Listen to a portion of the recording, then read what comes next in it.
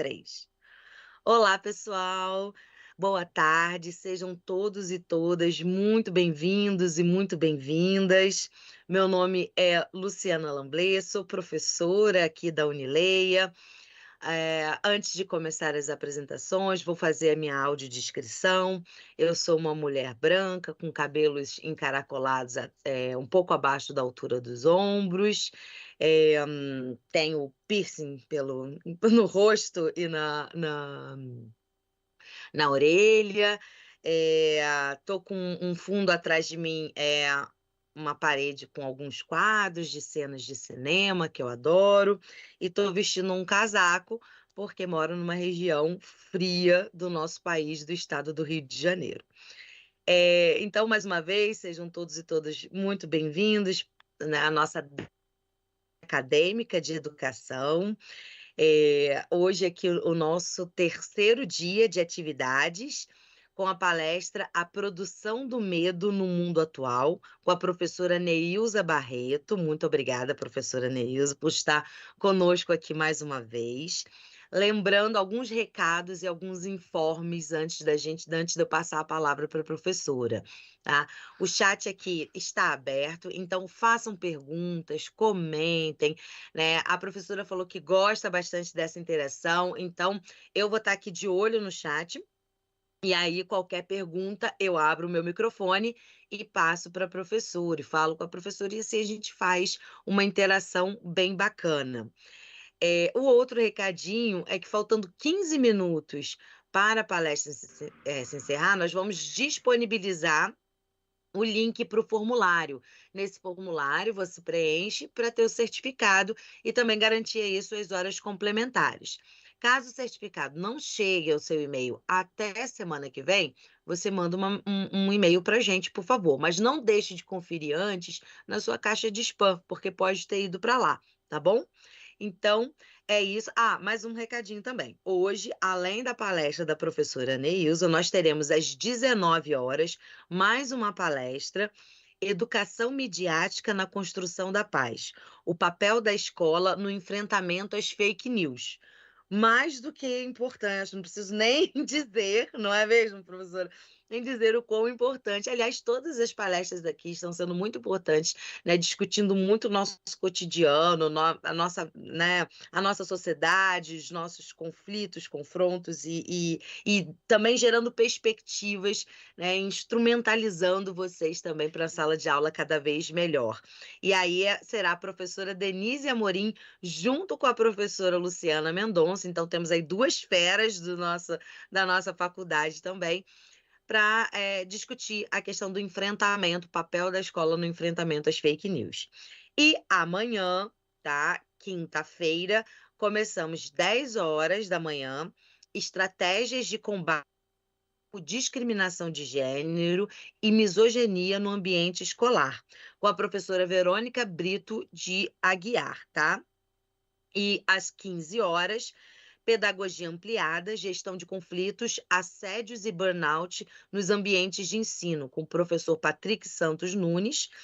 E às 19 horas, didática intercultural, crítica inclusiva, caminhos para uma docência em prol da diversidade, com a professora Thalita da Silva Campelo. Então, essa é a nossa programação de hoje e de amanhã, mas lembrando que vai até sexta-feira, tá, pessoal? Bom, dito tudo isso, professora, mais uma vez, muito obrigado. Sintam-se contemplados com a presença aqui da professora Neilza.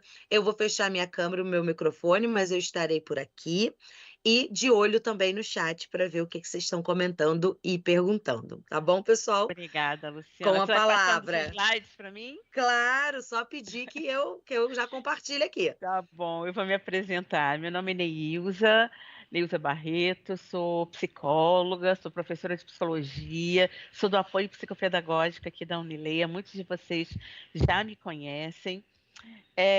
E hoje eu vou discutir com vocês a produção do medo, né?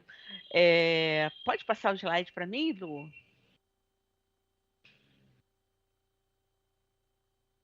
Por que que ela vai passar aqui o slide para a gente discutir por que que você vai perguntar assim, poxa, mas quando eu sinto medo, em alguma medida eu não tenho uma justificativa Depende. Às vezes esse medo é produzido. A gente vai discutir um pouquinho sobre isso, tá? Então, assim, então já de cara eu já consigo entender ali que o medo pode ser uma estratégia de controle social, né? Muitas vezes a gente tem medo e esse medo faz com que a gente seja mais manipulável, tá? E a gente vai ter aqui, tá? Algumas relações, tá? A gente vai ter o Jean Delumeau, que escreveu a história do medo no Ocidente, e alguns elementos também que vão dialogar com os conceitos da psicologia social. Você vai falar, mas a história do medo? Como é isso, a história do medo? A gente não sente medo, não existe, e é muito bom começar a falar sobre isso. Não existe um mundo interno, tá? Interno dentro da gente, e esse medo não é algo interno. As pessoas têm muito essa fantasia, né, de que os sentimentos eles são só algo que está dentro, mas não. Os sentimentos eles são a gente é atravessado, nos perpassa, tá? Assim como as pessoas têm ideia de que subjetividade é sempre alguma coisa que está dentro, não. Tá? As coisas que eu gosto, as coisas que eu vejo, as coisas que eu acho boas ou ruins, elas são sempre em diálogo com o contexto histórico, político, social em que eu estou vivendo. Necessariamente estão. Vou dar um exemplinho. Se você vê um filme, tá? Um filme, deixa eu ver, de época, do Brasil Império. Tá? Se você pensar e ver aquele filme com os valores de hoje, não vai ser fidedigno. Você vai ter que ver aquele filme com os valores da época. Tá? E é muito comum o cinema brincar com isso, pegar os valores da época como se fosse o de agora e fazer uma mistura enorme. Então, assim, todos nós temos dois elementos, tá? Nós temos o elemento histórico e temos também uma dimensão local, onde a gente está. Em toda bolha produz-se subjetividade. Bolha que eu digo é o contexto em que você está vivendo. As pessoas com as quais você conversa, os valores com os quais você partilha. Hoje em dia, as redes sociais, as páginas que você frequenta, isso vai produzir em você subjetivação. Isso vai construir os seus valores. Não existe na psicologia contemporânea um sujeito que seja fora dessa dimensão histórica, social e política. Política é tudo que está na polis, é tudo que está no mundo. Eu não estou falando de política partidária, eu estou falando dos valores que nos perpassam, tudo que está no mundo. Né? Então, assim, os sofrimentos nossos também, eles estão de acordo com o contexto social em que a gente vive. Por exemplo, um homem de classe média de São Paulo pode ficar com um sofrimento absurdo porque ele não conseguiu comprar um carro. Já alguém de uma cidade muito pequena, em que tudo se faz a pé e ter carro não é um valor, ele não vai sofrer porque ele não tem um carro, a menos que ele seja também atravessado pela questão da mídia, por todas essas questões. Então, é importante a gente entender, e eu falo isso porque as pessoas pensam que a psicologia é só alguma coisa que está interna. Gente, não existe um interno que não dialogue com, com o mundo. Até para a gente nomear alguma coisa, essa nomeação diz respeito com os valores que estão ao nosso redor. Tá? E é muito comum que isso aconteça. Tá? Então, assim, sim, o medo é uma construção. Certamente o medo é uma construção social. Mas tem algumas coisinhas também. Lúcia, continua para mim, meu amor? Vamos lá. Sim, o medo é fundamental para a sobrevivência, seja qual for o grau de complexidade da forma de vida animal. Então, o que eu estou querendo falar? Que sim, na vida animal, nós somos animais também, o medo é fundamental. Ter medo corrobora, colabora, tá, com a nossa sobrevivência. Né? Você está vendo um barulho estranho ali, você tem medo, você foge, você está fugindo de um perigo. Sim, é alguma coisa do ponto de vista da nossa existência, tá? O medo é alguma coisa importante, tendo em vista que ele colabora para que a gente possa, né, se manter vivo, firme, forte. É uma reação a uma situação de perigo, real ou imaginário. Aí guarda aí. perigo real e o perigo imaginário. Dessa forma, não pode ser visto necessariamente como patológico. Então, assim, alguns medos não são patológicos, eles são reais, tá? Uma mulher andando, por que mulher? Porque ela é mais vulnerável, né? Mais vulnerável tendo em vista a sociedade machista em que a gente vive, né? Uma mulher está caminhando numa rua deserta, escuro, ela vai ter medo, tendo em vista que ela pode sofrer alguma coisa ali naquele momento. Por quê? Porque ela é frágil? Não, porque as mulheres são alvo fáceis, tá? Na nossa cultura misógina e patriarcal e machista, de alguns assédios. Então, sim, ela é um medo real. Existem medos reais e existem medos que não são tão reais assim. Todavia, quando o medo não oferece perigo real, pode ser denominado como fobia.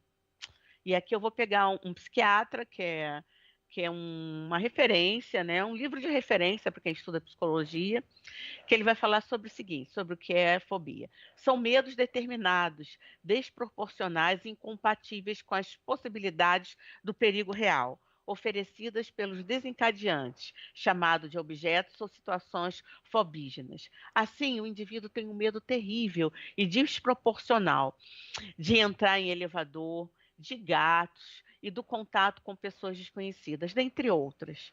Tá? Tem gente que vê um cachorro do outro lado, o cachorro está deitadinho, ele já tem medo. Outros têm medo de barulhos específicos. Claro que quando você vai ver aquela fobia, aquilo tem desdobramentos, tá? Minêmicos, de memórias dessa pessoa. Tá? E é sobre isso que eu gostaria de falar, que os medos, eles são muitas vezes construídos, esses medos que são desproporcionais. E há interesses dos mais diversos para a produção desses medos. Você continua para mim, minha querida?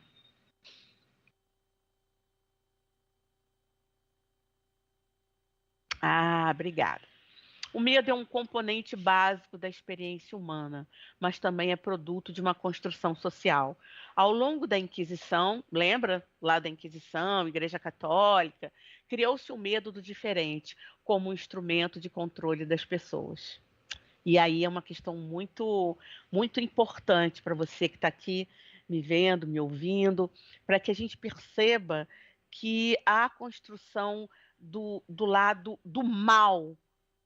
Tá? Não é à toa que toda hora colocam, tem pessoas aí no YouTube que falam, o psicopata, como se a pessoa fosse um monstro.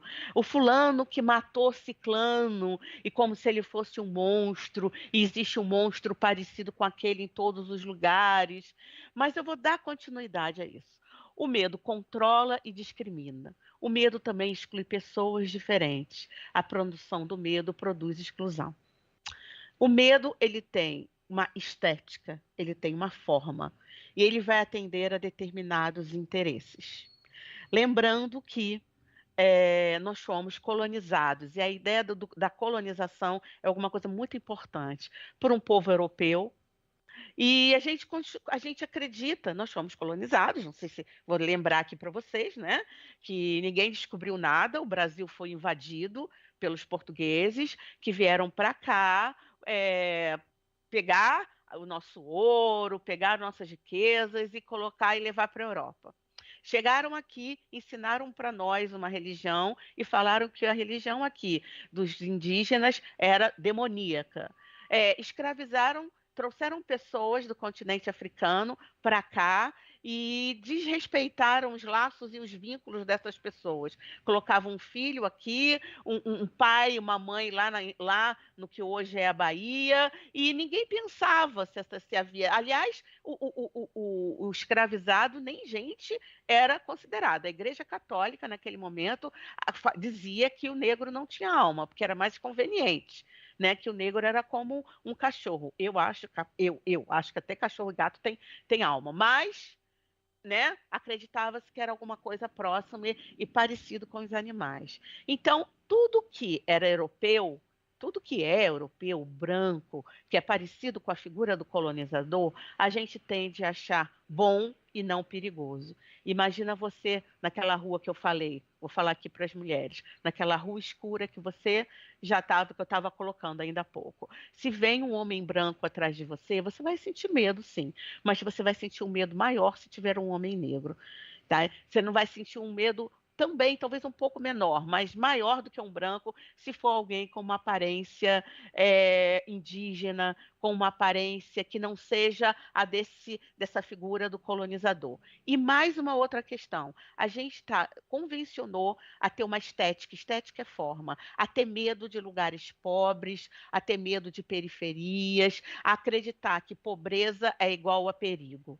Repito, a gente já está absolutamente convencido que um bairro pobre necessariamente é um bairro violento. Isso se dá em função de muitas coisas. Experimenta aí à tarde ligar no canal aberto. Vão passar várias tragédias. Fulano matou, fulano pegou, e a morte, o bandido, e vai ter todo um discurso de ódio para com as pessoas pobres, para com as pessoas em sua maioria pretas, para que as pessoas periféricas. Então, há uma produção enorme, tá, de uma ideia de um medo, porque a gente vai ter uma fantasia de que o perigo mora ao lado. Isso interessa pessoas, tá, gente?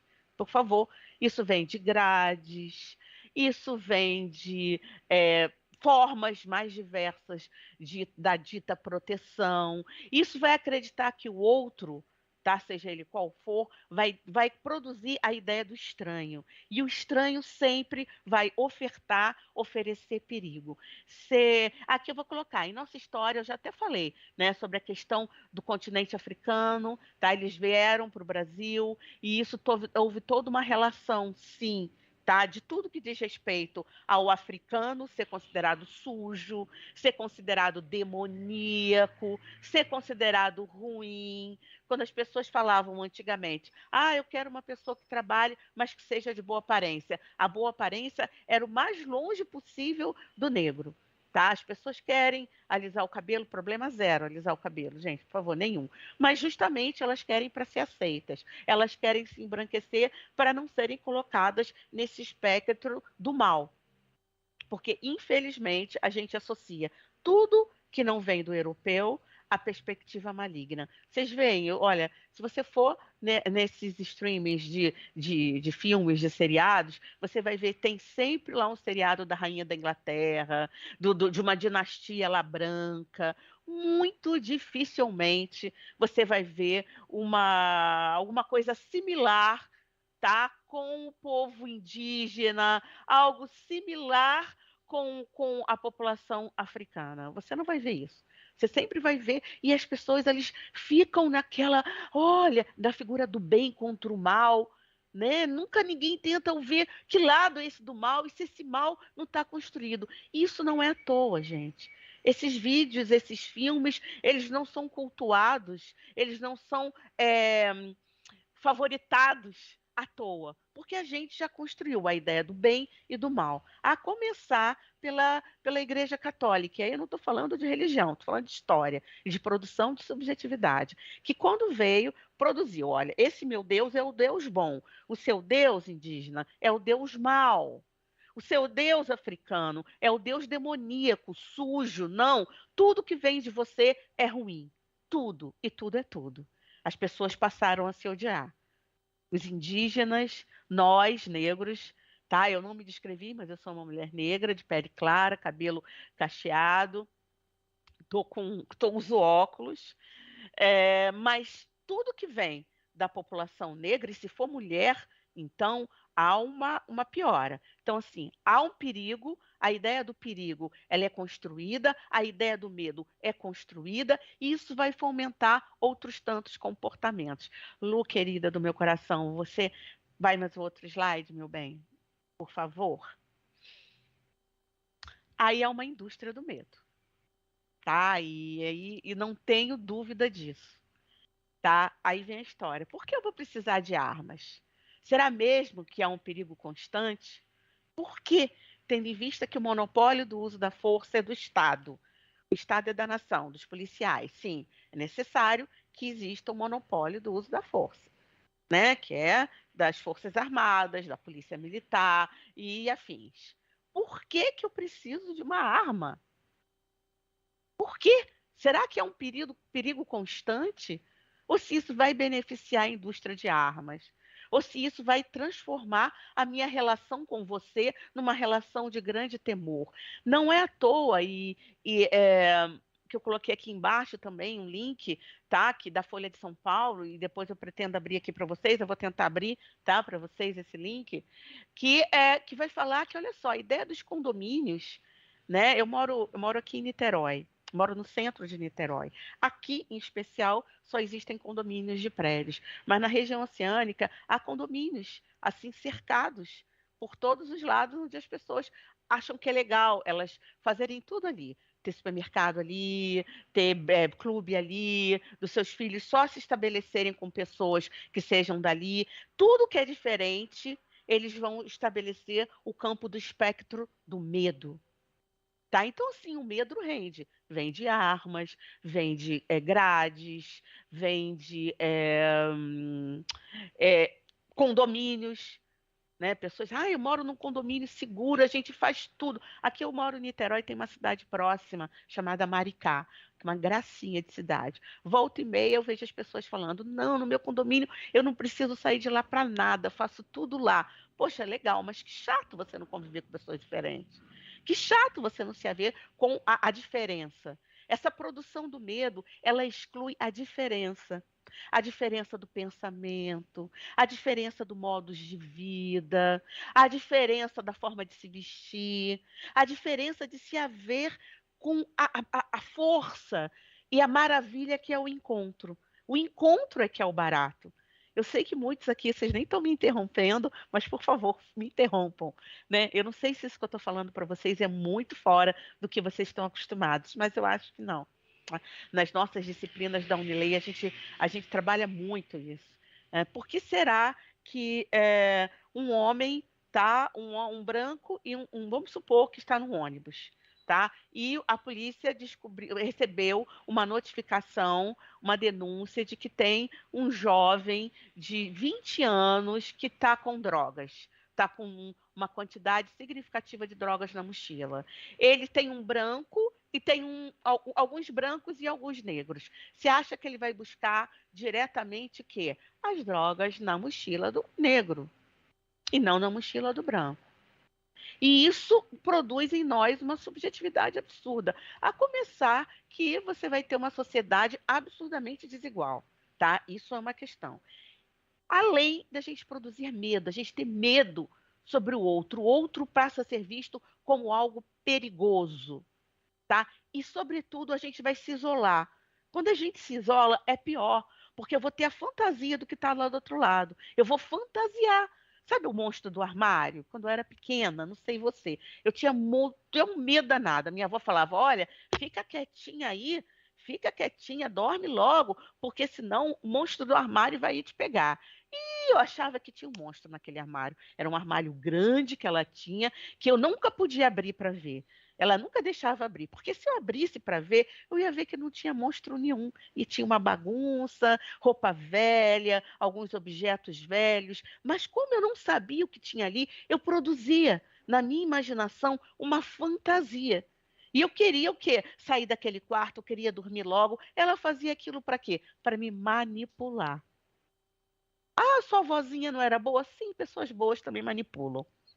A gente também parar de. Pessoas boas manipulam, né? Porque era mais fácil ela falar: ó, o monstro do armário vai te pegar, fica quietinha aí, né?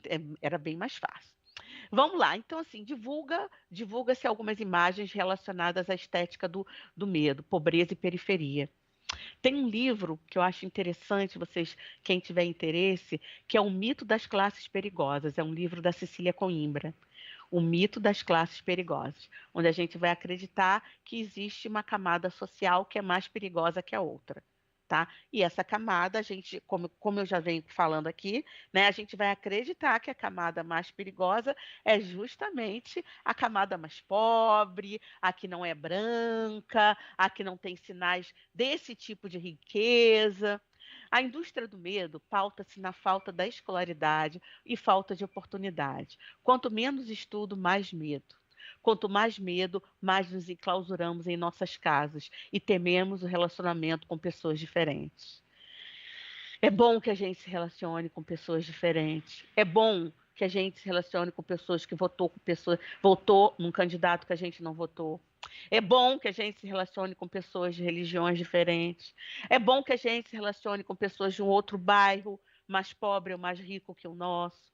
É bom que a gente se relacione com a diferença e para ver que não vai ter problema nenhum. Agora, há situações em que há, mas que você abra o armário para ver.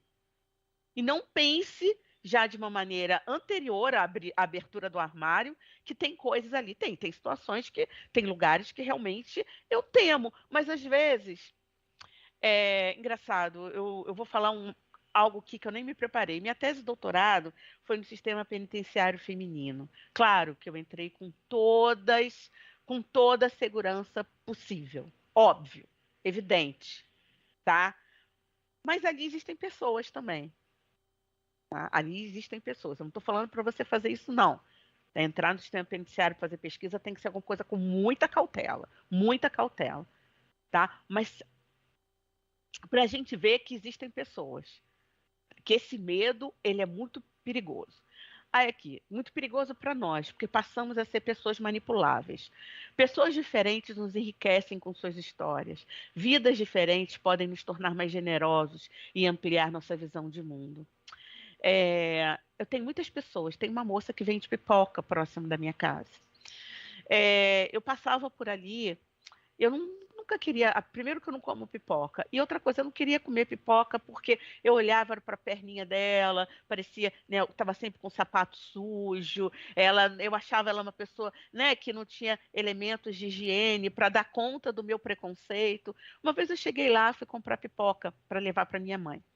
Minha mãe, né, ela adora pipoca, eu fui levar pipoca para levar para minha mãe. Aí fui comendo, comprei uma para mim, outra para minha mãe, e fui comendo a pipoca. Fui ver que a pipoca era gostosa. Depois eu voltei, eu percebi que a conversa dela era legal. Depois ela começou a falar comigo, foi conversando comigo, fui conhecendo os filhos, fui entendendo qual é a história dela, por que ela estava ali, e que ela não conferia nenhum perigo, nada para ninguém, que ela não era suja, suja era o meu preconceito. Sujo era o meu preconceito, porque quando olhava para a perninha dela, para o sapato dela, o meu preconceito sujo é que achava que a pipoca era suja. Não era. O sujo era o meu preconceito. Tá? Então, a gente, às vezes, muitas das vezes, a gente precisa admitir que o medo é uma produção do nosso preconceito. Tá? E esse medo controla a gente, faz com que a gente discrimine pessoas, faz com que nos isolemos, faz com que a gente estabeleça o outro como uma dimensão diabólica, como uma perspectiva do mal. E assim eu concluo. Eu gostaria que vocês fizessem perguntas. Lu, aqui tem, se puder colocar, tá? Esse link aqui é da Folha de São Paulo. Muito obrigada, gente. Da Folha de São Paulo, se puder colocar nos comentários para eles verem, porque é toda uma reportagem sobre a produção do medo nas cidades, na cidade grande. Ele vai falar um pouquinho sobre São Paulo. Conta aí vocês, gente, como é que essa questão do medo aí com vocês?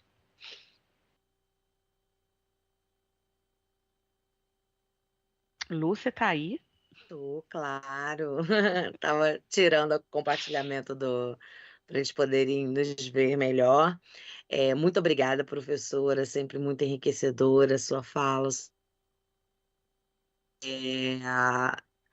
O problema é que se eu sair daqui agora, eu tô acompanhando o chat pelo celular, eu não sei se eu consigo fazer isso aqui agora, de pegar o link aqui, Eu vou tá? tentar.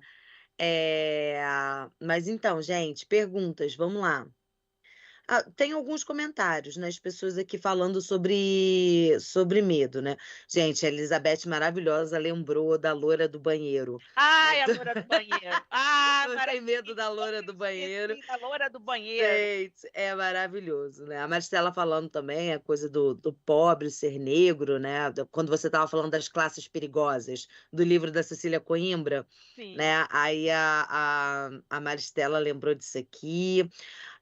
A Uriel falou sobre a questão também do medo que impede de buscar os próprios sonhos e do quanto, às Perfeito. vezes, a própria pessoa é desestimular, o risco, né? Sempre tem um risco quando você aposta em alguma Ai, coisa, posso né? falar sobre isso um pouquinho? Claro, Olha tenho só, certeza que o pessoal quer. isso é muito importante. Primeiro, que eu acho que vem um pouco do que disseram que a gente é, né? As pessoas falam muito de quem nós somos. Você não vai ser capaz, você não vai conseguir. É quando a gente vê o outro muito grande e a gente muito pequena, uma questão de proporção. Vamos supor que você quer ser um pedagogo. Ah, eu quero ser a professora igual daquela escola ali. Ah, mas ela é maravilhosa. A gente vai botando essa pessoa num tamanho muito maior e vai diminuindo a gente. E claro, ao longo do percurso, gente, tem o risco. Mas aí eu vou falar uma coisa do Deleuze, que é um cara da filosofia. O gozo, o prazer está no processo, gente. Está no processo. Porque quando você chega no lugar que você queria, você vai ver que você vai querer uma outra coisa. Tenta botar prazer no processo. Ah, eu quero ser uma pedagoga, vou chutar aqui. Quero realizar meu sonho. Ah, então, quando você vai estudando, vai tendo prazer. Vai buscando o prazer e vai botando. Quero fazer uma dieta. Pô, vou fazer uma dieta que seja. Dieta não, uma reeducação alimentar. Dieta é cafona, eu sou velha. Uma reeducação alimentar. Aí, ao longo do processo da reeducação alimentar, vai ser feliz. Ah, quero fazer exercício. Gente, faz amigo com o pessoal lá da academia, faz amizade, vai para uma academia legal. Ah, mas eu não gosto. Aqueles marombeiros são do mal. Olha a produção do medo aí. Se estabelecendo com, sim, preconceito sem conhecer a pessoa. Né? Então, assim, tenta gozar, ter prazer no processo. Isso, muito legal. E o Uriel usou nessa questão do engessamento mesmo, da pessoa paralisar com isso. Sim, Depois fez um outro comentário aqui, né, falando isso também, né, é muito importante, você trouxe a questão da Folha de São Paulo, falando da coisa da TV, né, já nos condiciona sim, também, parece que vai acontecer com a gente o que está aparecendo na sim. TV. Que mais? A Luciana Mendonça falou assim: Neilza, você começou a falar sobre a sua tese e não terminou, continua com a história. Pois é, que eu não estava preparada aqui para falar da tese. Minha tese de doutorado eu entrevistei 154 mulheres no sistema penitenciário feminino. Nessas mulheres, eu queria saber o que elas queriam fazer quando elas saíssem da prisão. Teve um recorte bem específico, né? Há um sistema de progressão de pena, enfim. Elas já estavam para sair, o que elas iam fazer? A maioria das mulheres, elas dependiam dos seus filhos. Sim. Aí talvez a gente entenda por que as mulheres mais pobres têm tantos filhos, porque o Estado não oferece para elas, pelo menos do ponto de vista subjetivo, afetivo, nenhuma segurança. Elas não pagam INSS, elas não vão se apresentar, não ensinaram para elas a pensar na velhice. Então, elas sempre vão pensar: eu vou para a casa do meu filho, eu vou trabalhar no salão de beleza da minha filha, a minha nora vai fazer não sei o quê. É sempre ligado à relação com os filhos. Assim, eu vou falar que é 100%. Está ligada à relação com os filhos. Então, para a gente perceber que até as pessoas que cometeram crimes realmente muito, muito difíceis até de aceitar, elas têm vínculos. Elas têm vínculos afetivos. Né? Existem muitos vínculos. E sim, as pessoas podem ser violentas, sim, as pessoas podem se recuperar. E eu espero que as pessoas que lá estejam saiam de lá recuperados, porque se elas saem de lá pior do que elas entraram, vai ser ruim para mim, para você e para todos nós. Nós falhamos, né? Nós O falhamos. sistema falhou, O né? Se a sistema pessoa, falhou. o sistema falhou, né? Não a falha apenas individual, é uma Não, falha aliás, coletiva, exatamente. A gente sempre né? tende a acreditar que a falha é individual, a história do raio dos psicopatas, né? Assim, isso fomenta muita coisa. Como descobrir um psicopata? Gente, por favor, tá, pega esse livrinho e esses vídeos, não entra nessa. Todo mundo tem alguma coisa boa e todo mundo tem alguma coisa má. Tá? Porque vende, a ideia do monstro vende. A loura do banheiro, ela tem outras versões. O psicopata mora ao lado, não sei o quê. Porque a gente gosta. Porque, olha, eu não sou junguiana, veja bem, eu não sou. Tá? Eu não sou junguiana. Mas a ideia dessa nossa sombra é alguma coisa que deixa a gente fascinado diante da gente mesmo, sabe? Então, assim, a gente tende a acreditar que tem um monstro ali, nos deixa muito fascinados. As pessoas adoram aqueles crimes em que eu tenho um psicólogo que vai tentar ser o detetive. Gente, aquela... É só você olhar nos streams a quantidade de séries e de filmes de serial killer. É impressionante como isso Sim, vende, né? isso vende. O fascínio disso. O Hector, bom, a Elizabeth falou, né, que viver no Rio de Janeiro é viver com medo Sim, nas grandes cidades, né? O Bauman tem um livro sobre isso, sim, né? sim. Sobre viver com medo, alguma coisa assim, Sim, né? O eu medo tenho nas que ver grandes aqui. cidades, algo assim. Sim, mas eu acho É muito que interessante. sim, mas acho que assim, que não há um braço do Estado, né? Você vai ver quantos governadores nossos foram presos. A gente pode ver quanto de Uhum. abandono que a cidade do Rio de Janeiro tem, o Estado do Rio de Janeiro, né? Governador, o Estado. O quanto de corrupção nós temos, o quanto que é desvio de um montão de coisa. Eu acho que pode ser sinalizador. Ontem, uma amiga minha que dá aula na rede pública de educação, ela falou assim, nem vou falar da cidade, para não comprometê-la. Ela falou assim, Neilza, você vai ver um restaurante universitário, a alimentação é bem melhor do que a alimentação da escola básica. Não dão atenção para a escola básica pública, onde vai estudar o filho do pobre. Só vai dar um pouco uma alimentação melhor para os restaurantes universitários, porque para chegar na universidade pública, você vai ter que ter percorrido um caminho enorme que a classe popular não chegou até lá. Então, assim, há um abandono das classes populares, há um abandono das escolas públicas, estou falando em sua maioria, tá? Não estou generalizando. A começar pelo lanche, são as pequenas coisas. Dá uma olhada na escola pública do seu bairro, ela está abandonada? Isso vai falar do abandono do Estado. E eu vou falar para você também uma coisa: há um interesse em abandoná-las. Porque quanto pior tiver a estética, mais você vai ter medo, mais essa pessoa vai se reconhecer como ruim, mas essa pessoa vai perceber que não há nenhum mérito nela. Pode dar uma olhada nas periferias. Por que será que tem lixo no chão? Não é à toa. O lixo no chão, o descaso, tá? Ele tem toda uma sequência que a gente, aí é um estudo mais profundo, uma sequência de eu me reconhecer naquele lugar e ser reconhecido e pensar que eu não posso nada além daquilo. E mais, quando eu vou para outros espaços, eu sinto a diferença. E mais, os outros que vão ver as pessoas daqueles espaços vão acreditar que elas são tal qual o espaço da rua. E mais, elas não vão ver o espaço público como um espaço de cuidado. Eu conheço pessoas, eu sou uma pessoa ligada a movimentos sociais, já entrei atualmente, nem tanto, mas já entrei em muitas residências muito pobres, de periferias igualmente pobres. Eu chego na casa, a casa é mega limpa, mas é mega limpa mesmo, tá? A associação pobre e pobreza é pobre e sujeira é uma mentira. Mas quando essa pessoa vai se haver com a rua e com o espaço de fora, ela não aprendeu a ter o mesmo amor com o espaço público, porque ela vai considerar o espaço público como um lugar de perigo, como um espaço ruim. Por isso que atualmente eu ando pensando em muitas cidades, o espaço público.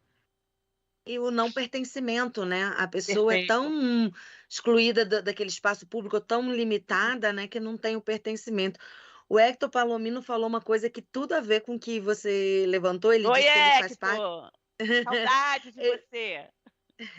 Ele faz parte de um grupo de WhatsApp que tem muitos comerciantes e guarda municipal. E aí que várias vezes os comerciantes acionam a guarda por haver, aí, entre aspas, pessoas suspeitas próximas. Né? Isso. O que Quem são são? pessoas suspeitas, É. né? Porque podemos perguntar sobre isso. É, vamos lá. Aí, pessoas também que trabalham aqui em shopping dizendo que é nítido quem entra, quem frequenta, quem circula em shopping center Ó, também. que legal, é meninos ou meninas? São meninos ou meninas? Ou menines, tanto faz. Olha, Uhum. galera, por favor, entre em contato, manda notícia. A gente pode abrir o pessoal que trabalha em shopping, a gente pode próximo ano abrir uma pesquisa sobre isso, uma pesquisa científica, essas coisas muito me interessam. É, Nossa, a Vanderlei usou uma expressão aqui interessante, né? Falando que O medo é uma companhia indesejável, né? Boa.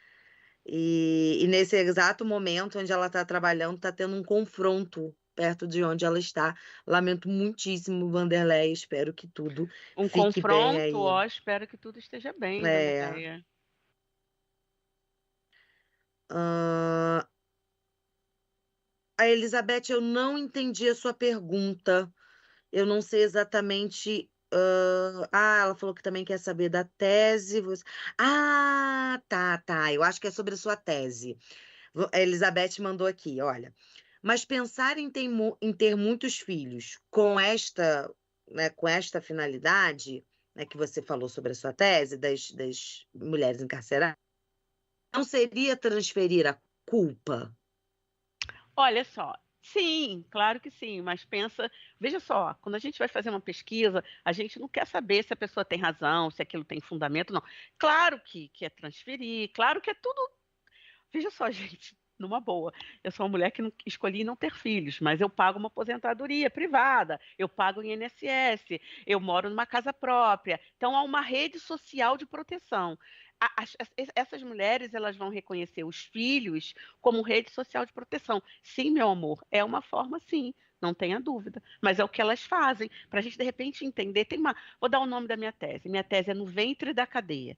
Rapidinho você acha. Tem artigos produzidos sobre ela, mas é no ventre da cadeia. Ela é muito citada, mas pega assim, ela é muito citada, então vou te jogar para vários artigos que falam dela, mas vai diretamente nela. Põe tese no ventre da cadeia PUC Rio. Aí você vai direto para ela. Uma outra tese que eu te indico, que não é minha, que foi orientada pela Maria Inês Bittencourt, que veio logo em seguida, foi uma tese cujo título é assim: Por que essas mulheres têm tantos filhos? Interrogação, tá? E era a psicóloga tentando entender por que elas têm tantos filhos. É uma pesquisa. E também chegou-se à conclusão que esses filhos elas têm não só para proteção, como é a única forma que elas se reconhecem como mulheres. Aí é um papo longo, né? Mas sim, querida, concordo com você. É uma transferência, sim. Boa. É, deixa eu ver o que mais. Tem um monte de gente. Ah, legal. Pessoas que dizendo aqui que venceram o medo, inclusive estão fazendo faculdade, estavam com medo de não conseguir, que estão fazendo. É, olha, o Davi está falando sobre a questão da ressocialização, que ele está fazendo gestão em segurança pública e que gostaria de trabalhar com essa área, pensar essa área. Ah, que legal! Olha só, também eu adoro essa área. É que a gente gosta de tanta coisa, né, Lu? No final das contas, eu acho que a gente nem dá muito conta das tantas coisas que a gente gosta, né? Eu confesso a vocês que quando eu terminei minha tese, eu falei muito sobre ela, muito, muito. Aí chegou uma hora que a gente cansa, sabe, de falar sobre isso. Agora eu estou pensando em cidades, os espaços ditos perigosos. O que é isso? Os espaços que não acolhem a mulher negra, a população trans, que não acolhe as pessoas que estão caminhando pela cidade, só acolhe as pessoas das classes mais favorecidas. São a cidade que é feita para uma determinada população e não é feita, por exemplo, não é feita para uma mulher que está com bebê, não há lugar para trocar fraldas nos lugares públicos, não há lugar, aquele banheirinho bonitinho que no shopping tem, que é para a família, não tem nos terminais de ônibus. Sabe? Há uma exclusão, uma invisibilidade dessas pessoas, como se elas não existissem, como se a cidade fosse somente para as pessoas educadas, né? Para os brancos, para as pessoas que, em alguma medida, têm capacidade de consumo e têm um determinado comportamento. Não que a gente não precise ensinar coisas, não que para entrar no processo civilizatório é importante que a gente aprenda coisas, mas é importante que estejamos abertos a ensinar também, né? Maravilha. Ó, o Hector tá mandando outro beijo também para Ah, você. querido, hein? É, o Davi adorou a tese, falou que vai pesquisar. O nome é Da cadeia. No Ventre da Cadeia. Eu também vou pesquisar. Olha, Ana do estúdio lá de Brasília, muito obrigada, Ana, maravilhosa, colocou o link da reportagem da Folha de São Paulo aqui embaixo para Eu coloquei gente. também. Eu Ela botei, já viu? está aqui. Isso, ela colocou lá para eles Ah, no tá, chat. Muito obrigada. obrigada. Obrigada, e tem aqui o link do formulário também. Alguém tem mais alguma pergunta, pessoal? Alguma questão? Galera aqui, pô, participou bastante. Parabéns, pessoal. Ah, que legal, Parabéns, gente. galera, vencendo aí o Obrigada, medo. porque é um tema extremamente espinhoso, né? Já que a gente está É. falando da cultura de paz, a gente tem que, sobretudo, pensar aí o que que faz a gente acreditar que o outro é perigoso. Por que que na outra esquina, quando estão fazendo uma festinha, tá? Volto a falar, eu moro aqui no centro de Niterói. Centro de Niterói tem de tudo. Na outra festinha, as pessoas estão lá, estão se divertindo, pediram concessão à prefeitura, estão fazendo churrasquinho. Por que que eu vou temê-los? Por que que eu tenho medo da alegria? Por que que eu tenho medo de pessoas que se vestem diferentes? Elas só são diferentes. Neuza, olha, o Davi tá perguntando se você pode expor e-mail. Quê? Se você pode disponibilizar o seu e-mail Sim, claro. Eu para ele. posso Aí, eu isso, botar o nome coloca aqui no dele, né? chat que a Ana coloca ali. Pode ser assim, Ana, por favor? E Botar olha, unile.edu.br, né? isso. Ó, o Marcelo Gomes está dizendo que o shopping que ele trabalha, aos sábados, está com um projeto para pessoas autistas. E aí, no período de 2 horas, o shopping fica em silêncio e iluminação reduzida. Ai, que Ó, coisa que maravilhosa. interessante, hein? Olha só, tira uma foto, manda pra gente desse É. momento. Olha que legal, que bacana. Mas compartilha com a gente, é verdade. Eu acho É que ele verdade. sacou que os espaços. Ai, ganhei a tarde, ganhei o dia, a semana, o mês. Vocês perceberam que os espaços, eles não são neutros. Os espaços, eles são o que a gente chama de políticos. Não é de política Uhum, partidária, não. Mas os espaços são para uns e não são para outros. Na medida em que a gente ocupa os uhum. espaços podem ser para o A e para o B, para o Z e para o D, de maneira saudável que eu digo em paz, de uma convivência que possa ser plena, potente, né? E não uma convivência de exclusão. É legal essa É. história. Gente, fiquei até emocionada, achei maravilhoso. Olha, a Ana já disponibilizou aqui pra gente o e-mail da professora neilza.barreto@unileia.edu.br, tá? E aí, né, quem é interessado, hein, ó, ela já levantou a bola para pesquisa aí, que maravilha. Maravilha, pessoal, muito bacana. Que bom, o pessoal aqui dizendo que adorou a palestra, que foi ótimo. Marcelo falou que ganhou a tarde dele, eu ganhei minha Ah! tarde. Palestra maravilhosa, que ótimo, gente. Parabéns Eu posso pela. pedir, Lu, antes que eles terminem, Claro. senão eu vou perder essa Uhum. galera. Quem está interessado, de quem trabalha em shopping, que está interessado em pensar espaço, cultura do medo, por favor, me manda e-mail. Põe assim, cultura do medo no nome, que aí eu vou construindo já um projeto desde agora, para no próximo ano a gente construir uma pesquisa. Eu preciso de vocês. Olha, gente, ó, a oportunidade aí, ó, a oportunidade, hein? Que oportunidade. Pessoal, muito obrigado, mais uma vez, parabéns. Professora Neuza, Obrigada, muito Lu. obrigada, como sempre, pela parceria. Galera, lembrando que às 19 horas tem mais, a gente se encontra mais tarde. Um grande abraço e quinta-feira, sexta-feira também. É a semana toda de discussão, de Ai, que debate. delícia, hein? Um Beijo, gente. beijo, pessoal. Tchau, Obrigada. tchau. Tudo de Tchau. bom. Tchau.